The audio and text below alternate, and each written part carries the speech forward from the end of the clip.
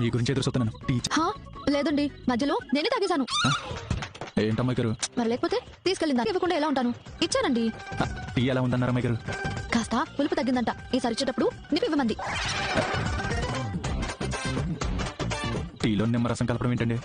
మీరు ఎడకారాల మీరేసే ప్రశ్నలకి వెటకారం ఆడకపోతే ఇంకేం చేయమంటారు? అసలు మీ ఆత్రం ఏంటో నాకు అర్థం కావట్లేదండి. అంటే నీకు చెప్తారా అని.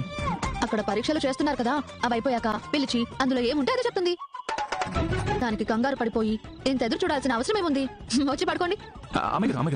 నాకు నిద్ర రావట్లేదండి, మీరు వెళ్ళిపోరు. నిద్రపోకుండా ఏం చేస్తారు? మీరు కూడా ఆవిడతో పాటు టెస్టులు చేస్తారా? అవి నాకేం తెలుసండి. కదా, అదిగో ఆవిడ పడతారు. మీకెందుకు లేనిపోండి. రేపు తెల్లారాక తనే పిలిచి చెప్తుంది కదా.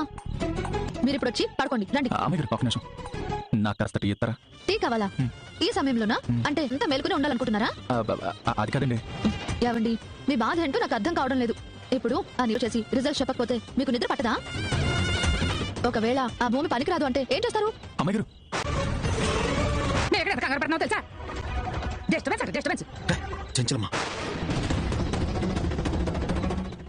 ఏం చేస్తున్నాడో తెలుసా? ఏం చేస్తున్నాడు? రేపు పొలంలో పంటలు పండించాలో, ఎలా డబ్బులు సంపాదించాలో, ఎలా గొప్పవాడవ్వాలో బాగా ప్లాన్ చేస్తున్నాడు. వాడు అక్కడ వ్యవసాయం ఎలా చక్కగా చెప్తూ ఉంటే నువ్వు మాత్రం ఆయన శకాలు కొత్తవా శకాలు. అతయ్య, అనవసరంగా మీరు కంగారు పడి నన్ను కంగారు పడి. వాళ్ళు ఏమేమి ప్లాన్ వేసుకున్నారో వేసుకొని మనకెందుకు? మరి నువ్వేదో చేస్తానన్నావు కదా. దానికోసం మీరు ఇంత రచ్చ చేయాలా? నా ప్లాన్లు నాకున్నాయి, మీరేమంతాల్సిన అవసరం లేదు. అది మీకు తెలియదు. మీ అత్త సంగతి నీకు తెలియదు. ఒక్కసారి దాని మనసులో పురుగు తుడిచింది అంటే అది నిద్రపోదు, పక్క వాళ్ళు నిద్రపోదు. ఆ చంటిగాడు ఎక్కడ బాగుపడతాడోనని మనసులో పడింది కదా, అసలు నిద్రే పడదు. చూడు దాని కడుపు ఎలా ఉబ్బింది చూడు. పోయా పెద్ద చెప్పొచ్చావు గాని నన్ను అంటున్నావు గాని ఎంత రాత్రిపూట నువ్వు నిద్రపోకుండా ఏం చేస్తున్నావు? నీకు కాపలా కాస్తున్నాను. నా కాపలానా? కాపలా ఎందుకు?